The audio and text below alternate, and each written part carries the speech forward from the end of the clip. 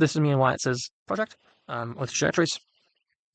Just looking at task 1, I'm going to go over them very quickly, these first 2 tasks very quickly, and they're not too interesting. We have this numerical method to solve this very basic parabola. We can mess around with these, but to notice is that we can change the time steps to make it a bit more blocky or less blocky. As we move on to task 2, we're just doing it analytically this time, so numerically, so we can make the angle smaller, we can increase gravity, and so on. Task 3 is where it gets a bit more interesting. So now we've got these 2 points and the velocity, and now the program is then figuring out, okay, what are the best trajectories? What are the bounding trajectories? We've got the high ball, you've got the low ball, and you've got the minimum velocity you would need to get to these 2 points.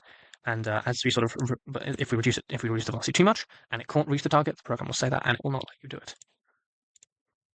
Here we've got this bounding. Here we've got, it gets again more interesting. We've got the bounding parabola, and we've got this data about the trajectories. So you've got the specified trajectory, the maximum trajectory, the high ball, low ball, and the min speed.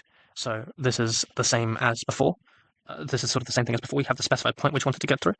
You kind of add in 2 different, the previous 2 things together. Fairly similar broadly for task 6 as well. The data is on the side. We're now just adding in the apogees and sort of all this, some extra data to it. Task 7, we're now looking at putting in a bit of calculus. We've got the ranges, and now we're seeing, where are the local maximums and minimums of these ranges? To note is that above 70.5, there are no points of inflection. This is obvious when we look into the second part, and when we look at the other graph, that on the equation themselves, it's obvious to see that there aren't any points at which you have inflections or maximas or minimas.